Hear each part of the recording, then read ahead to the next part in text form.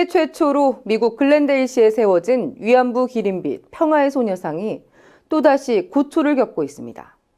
소녀상을 철거해야 한다는 일본 네티즌과 이를 수호해야 한다는 한국 네티즌의 백악관 청원 서명이 벌어지고 있는데요. 10만 명 이상이 서명하면 백악관에서 공식 입장을 발표해야 하는데 소녀상 철거를 위한 서명이 이미 11만 명에 달한다고 합니다. 글렌데일의 평화의 소녀상을 보호해달라는 서명운동도 현재 빠르게 증가하고 있지만 10만 명을 채우려면 아직도 많은 시민들의 참여가 필요한 상황입니다.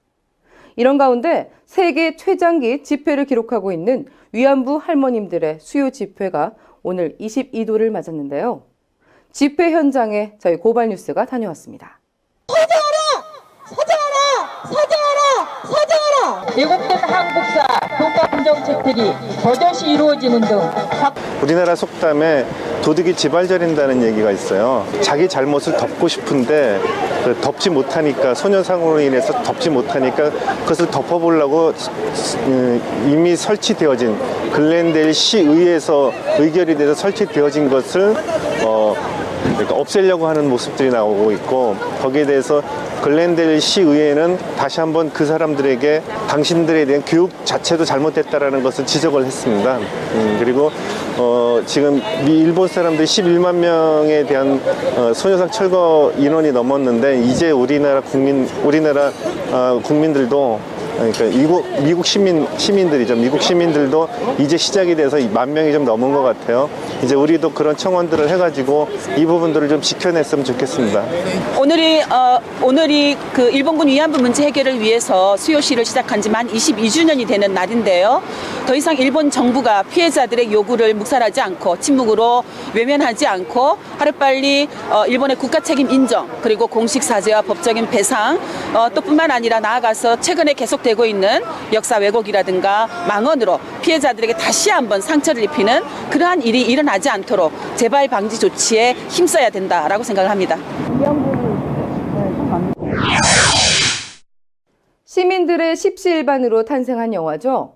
삼성 반도체 공장에서 근무하다 급성 백혈병으로 숨진 고 황유미 씨의 실화를 그린 또 하나의 약속 제작 보고회가 어제 열렸습니다. 시민의 힘으로 제작된 영화인 만큼 보고회 현장 말 그대로 울컥한 자리였다고 합니다. 가슴 아픈 사연을 가슴에 품고도 항상 온화한 미소를 잃지 않는 분이죠. 고 황유미 씨의 아버지 황상기 씨도 이 자리에 함께 하셨는데요. 이날 감회가 새로우셨는지 고발뉴스와의 인터뷰에서 눈물을 보이셨습니다.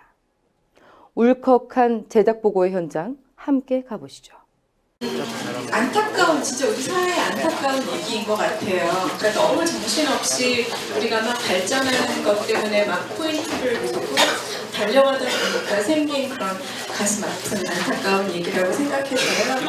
이제는 우리가 조금 더 서로 좀 더 이렇게 배려하고 이렇게 좀 둘러보고 살아도 될 때가 아닌가 그런 생각이 들어서 이 영화에 참여하게 됐습니다. 많은 분들이 그 가족의 소중함을 아시고, 그 가족은 끝까지 사랑하고 끝까지 같이 죽을 때까지 같이 가는 거라 이렇게 느껴주셨으면 참 좋을 것 같아요.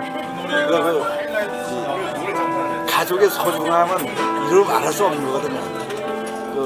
내가 이 세상을 기대고 살 수 있는 길은 내 부인, 내 새끼, 내 아버지, 내 형제들뿐이 없는 거기 때문에 가족의 그 사랑에, 가족의 그 예를 들어서 잘 보셨으면 하는 그런 생각이에요. 우리 유미가 내 차 뒤에서 죽어갈 적에 그때 그 마음은 그 어떻게 표현할 수 없는 그런 그 감정이 있어요. 하늘이 하얗고 내 머릿속에는 아무것도 생각할 수 없는 그런 부분, 유미가 차에서 죽어가는 그런 모습이 떠올라서 살짝 눈물도 좀 나기도 했었어요.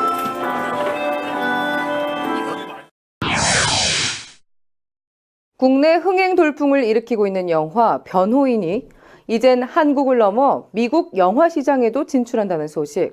국내 영화팬은 물론 해외 동포들 사이에서도 연일 화제가 되고 있는데요. 이런 와중에 미국 LA에서 변호인 개봉이 보류됐다는 소식이 SNS상에 퍼지면서 온라인을 발칵 뒤집어 놨습니다. 현지 한 취재기자에 따르면 변호인은 올해 1월 중순 LA CGV를 비롯해 미국 내 일부 극장에서 상영될 예정이었다고 하는데요. 당초 알려진 개봉 일정과 달리 2월 초로 개봉 날짜가 돌연 변경되면서 SNS에서는 이런저런 추측이 이어지고 있습니다. 영화 변호인의 배급사죠. 뉴 관계자입니다. 저희도 전혀 모르는 내용이고요. 거기에 대해서 더는 드릴 말씀이 지금은 없고, 저희는 지금 기사 나간 대로 저희 말씀드린 날짜 그냥 그게 다예요. 급하게 된 건 아니고요. 저희가 트위터로 먼저 고지를 드렸던 거는 전혀 이제 잘못된 정보의 기사가 났기 때문에 고지를 먼저 올렸던 거고요. 박근혜 대통령이 철도 민영화도 모자라 의료와 부동산 부문에 대한 정부 규제 완화를 시사해 민영화 논란이 더욱 거세질 것으로 보입니다. 공공성을 해치지 않는 범위 내에서 의료 분야 규제를 과감히 풀겠다는 건데요. 국민을 호도하기 위한 말장난에 불과하다는 비난이 이어지고 있습니다. 그간 야당을 비롯해 시민사회의 거센 반발에도 불구하고 박근혜 대통령, 의료 영리화를 계획대로 추진하겠다는 뜻을 분명히 했는데요. 국민의 건강과 생명을 투자의 대상으로 보고 있다는 것이 아니냐는 목소리도 빗발치고 있습니다.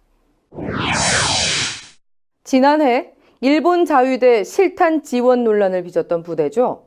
한빛부대가 총알이 빗발치는 내전 지역에 병력을 파병해 놓고도 방탄복도 제대로 지급하지 않은 사실이 드러났습니다.